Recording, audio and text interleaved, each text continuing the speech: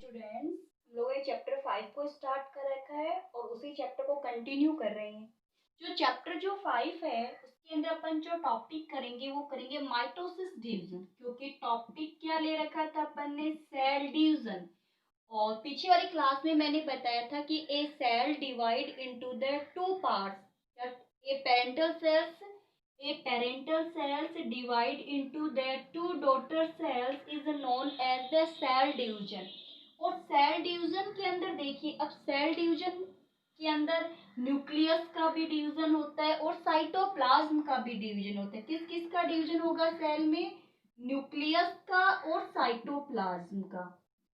ठीक है, न्यूक्लियस और साइटोप्लाज्म का क्या होगा, डिवीजन होता है।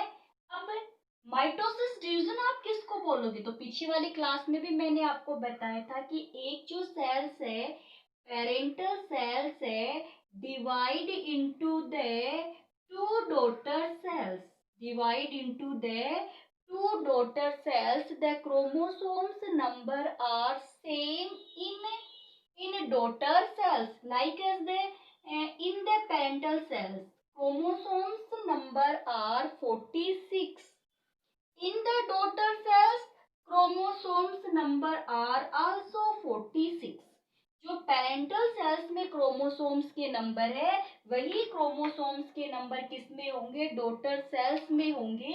तो उसको कौन सा डिवीजन बोलोगे? माइटोसिस डिवीजन बोलोगे। जैसे देखिए, हमारे चोट लगती है, वाउंड हो जाता है, उस वाउंड को फिल करते हैं, तो इससे वाउंड के आसपास के जो सेल्स होगी, उन सेल्स में क्या होता है? डिवीजन होता है, उनके नंबर इंक्रीज होंगे। जब सेल के नंबर इंक्रीज होंगे तभी वो वाउंड क्या होगा? फिल होगा। तो इस टाइप की जो सेल्स के अंदर डिवीजन हुआ है वो कौन सा हुआ है? वो माइटोसिस डिवीजन हुआ है। सिमिलर सेल्स ही बनती है तभी वाउंड क्या होता है? फिल होता है। और देखिए इसके एग्जांपल, आपने 8th क्लास के अंदर एसेक्सुअल रिप्रोडक्शन की स्टडी की थी। एसेक्सुअल रिप्रोडक्शन किया था ना? एसेक्सुअल रिप्रोडक्शन के अंदर जैसे आपने ईस्ट सेल्स की स्टडी की थी या फिर हाइड्रा की स्टडी की थी, तो आपने उसके अंदर ये बताया था, जैसे ये हाइड्रा है तो हाइड्रा में एक ये बड बन गई है ना? ये बड धीरे धीरे क्या होगी? इंक्रीज होगी। बर्ड है वो धीरे धीरे क्या होती है? इंक्रीज होती है और इंक्रीज होकर के एक सिमिलर हाइड्रा बन जाता है, सेम हाइड्रा बन जाएगा ऐसे। और वो अपने पेरेंट्स से फिर क्या हो जाता है? सेपरेट हो जाता है। तो यहाँ पे देखिए ये दोनों बिल्कुल सिमिलर शेप बनेगी ना, तो इस टाइप का डिवीजन कौन सा होता है? माइटोसिस डिवीजन ही होता है। तो एसेक्सुअल रिप्रोडक्शन में कौन सा डिवीजन होता है? माइटोसिस डिवीजन होता है। अब माइटोसिस एक सेल से टू सेल्स बनती है, तो उसमें न्यूक्लियस के नंबर इंक्रीज होने चाहिए और साइटोप्लाज्म के नंबर इंक्रीज होने चाहिए। इससे पहले इंटरफेस की जो बात है वो मैं आप पीछे वाली क्लास में कर चुकी हूँ, तो वहां अगर आपने वो वीडियो देखोगे तभी ये वाला समझ में आएगा। अब देखिए माइटोसिस जो डिवीजन है, एक सेल से कितनी सेल्स बनती है? टू सेल्स बनती है और the new cells similar to the parents cells. तो अभी माइटोसिस डिवीजन के अंदर अपन पहले किस में डिवीजन करेंगे? न्यूक्लियस में। एक सेल्स में कितने न्यूक्लियस बनाएंगे? टू न्यूक्लियस बनाएंगे। जैसे देखिए ये एक सेल है, इस सेल में पहले कितने न्यूक्लियस बनाएंगे? टू न्यूक्लियस का फॉर्मेशन करेंगे। तो वो एक न्यूक्लियस से टू न्यूक्लियस कैसे बनते हैं? देखिए कैसे बनेंगे। इसमें देखिए फेज पहले तो आप यानी माइटोसिस के अंदर फर्स्ट डिवीजन आप किस में करोगे? न्यूक्लियस के अंदर। एक सेल में कितने न्यूक्लियस बनाओगे? Two nucleus. तो टू न्यूक्लियस में देखिए फर्स्ट होती है प्रोफेज, फिर मेटाफेज, प्रोफेज, मेटाफेज, एनाफेज और टीलोफेज। ठीक है, अब देखिए मैं यहाँ पर एक नॉर्मल सेल बना दूं पहले।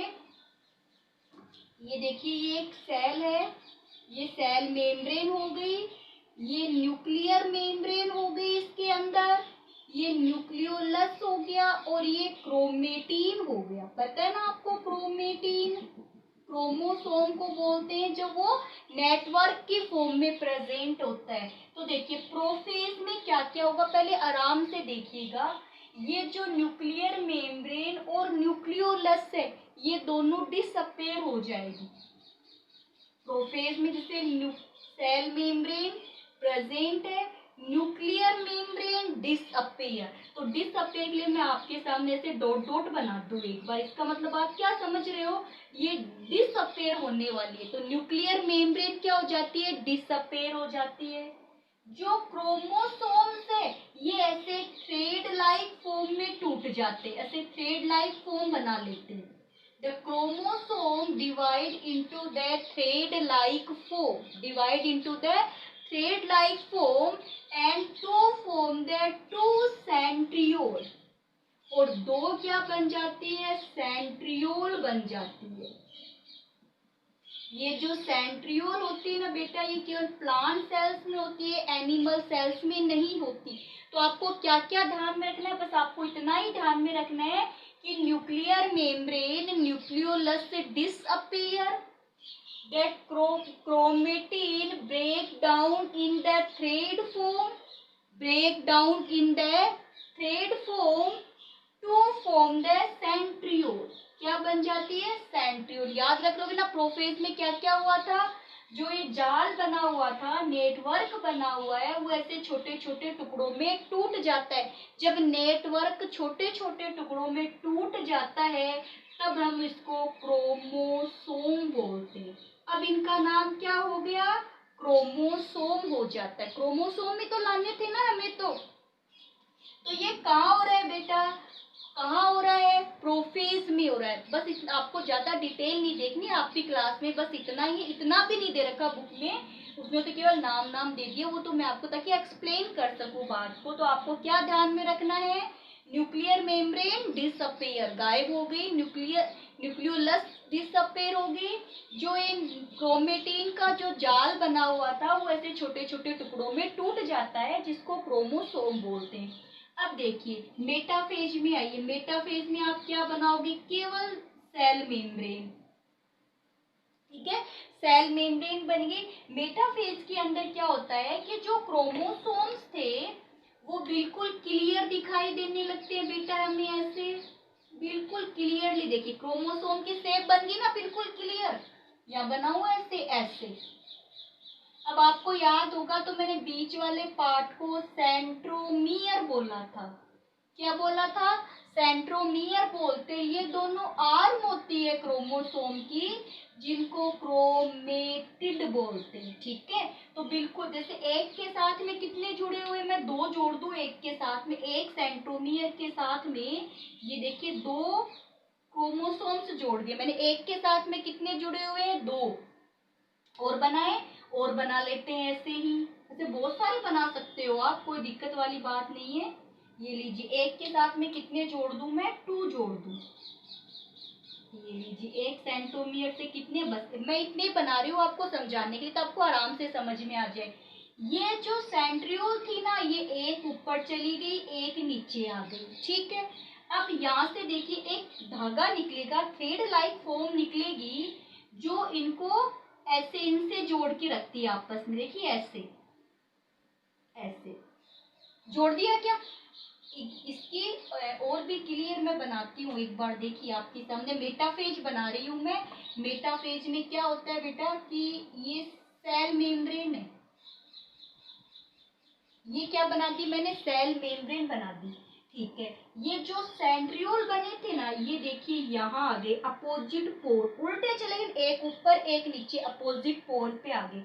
या बिल्कुल बीच में जितने भी क्रोमोसोम्स है ना, सबके सब कहाँ आ गए, सेल के मिडल में आ गए, बीच में आ गए। तो सेल के बीच में अपन ऐसे क्रोमोसोम्स बना देते, आपको दिखाई दे रहा होगा। देखिए एक के साथ में दो दो बना रही हूँ मैं ऐसे, सेल के बीच में क्या आ गए, सभी क्रोमोसोम्स आ जाते हैं, मिडल पार्ट में अरेंज होते हैं सभी chromosomes, are arrange in the middle of the cells. Chromosomes are arrange in the middle of the cells in the metaphase. ये लीजिए दिखाई दे रहा है ना सभी को। अब देखिए सेंट्रोमियर ये वाली यहाँ से ऐसे थ्रेड जाएगा ऊपर की तरफ, तो देखिए ये थ्रेड जा रहा है यहाँ, एक थ्रेड आ गया यहाँ, देखिए ऐसे। तो इनको अपन बोलते हैं स्पिंडल फाइबर, कि स्पिंडल फाइबर की हेल्प से, इनको क्या बोला बेटा, स्पिंडल फाइबर। स्पिंडल फाइबर की हेल्प से क्रोमोसोम्स कहाँ जुड़े हुए हैं, अपोजिट पोल पे। कहाँ जुड़े हैं, अपोजिट पोल से। ये अपोजिट पोल हो गया ना।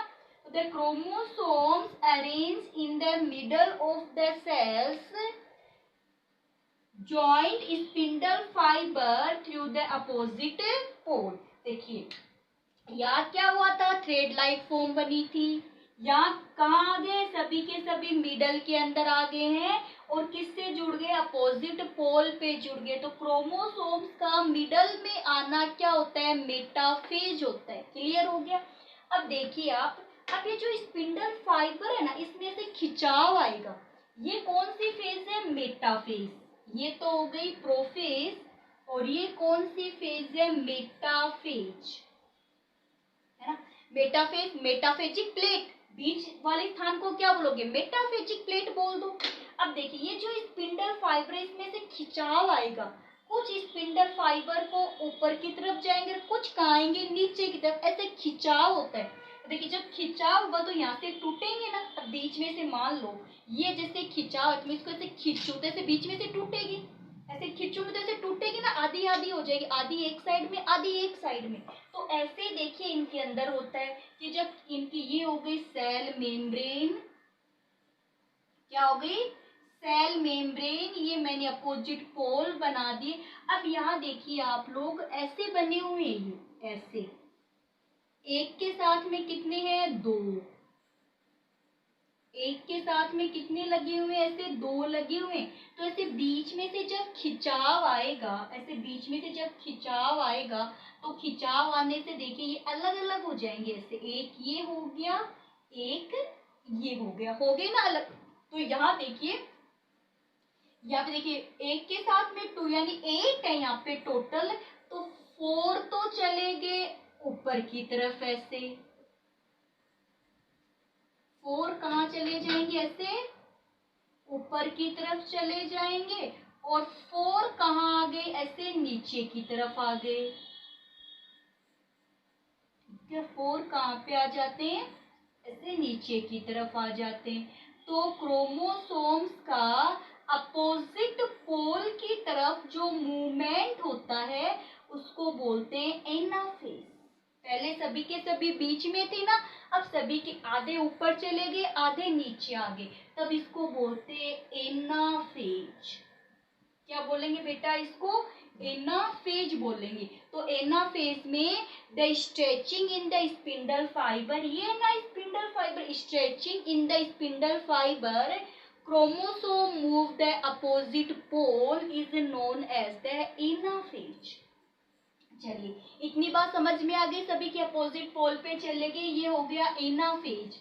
अब जो एनाफेज है, यहाँ देखिए अब क्या होगा, धीरे धीरे वापस से जो न्यूक्लियर मेम्ब्रेन डिसअपेयर हुई थी, यानी ये जो क्रोमोसोम है ना, ये वाले आपको जो दिखाई दे रहे, ये ऐसे हो जाएंगे। अब देखिए ऐसे, तो ये वापस से क्या हो गए, अनकोइल्ड। देखिए वापस से क्या बन गया, इन ये जो थे ये इस फॉर्म में बन गए सभी के सभी। ठीक है, वापस से न्यूक्लियर मेम्ब्रेन आ गई, सॉरी न्यूक्लियोलस फिर से आ गई दोनों साइड में, और दोनों ही साइड में न्यूक्लियर मेम्ब्रेन बन गई। क्या बन गई, न्यूक्लियर मेम्ब्रेन बन जाती। ये लीजिए न्यूक्लियर मेम्ब्रेन बन गई। तो एक सेल में कितने क्रोमोसोम्स हो गए, 2 क्रोमोसोम्स हो गए। इस सभी प्रोसेस को क्या बोलते हैं, nucleus division. Division in the nucleus बोला जाता है। तो देखिए हमने स्टार्टिंग कहाँ से की थी, एक सेल्स के अंदर हमारे पास में एक ही क्या था, ये एक सेल थी, है ना। एक सेल्स में न्यूक्लियर मेम्ब्रेन ये ऐसी थी। इस सेल से प्रोफेज आ गए, छोटे छोटे टुकड़े बन गए। ये जितने भी टुकड़े बने थे, ये सेल के कहाँ गए, मिडल में आ जाते हैं, स्पिंडल फाइबर के थ्रू अपोजिट पोल से जुड़ गए। फिर इन स्पिंडल फाइबर में क्या हुई, स्ट्रेचिंग हुई, स्ट्रेचिंग हुई तो कहाँ चले गए, अपोजिट पोल पे चले गए, अपोजिट पोल पे चले गए ना। अपोजिट पोल पे जाने के बाद में ये वापस से ऐसे फॉर्म में आ गए, ऐसे उलट पुलट करके नेटवर्क की फॉर्म में आ गए, न्यूक्लियर मेम्ब्रेन आ गए इनके चारों तरफ। तो एक सेल में कितने न्यूक्लियस आ गए, 2।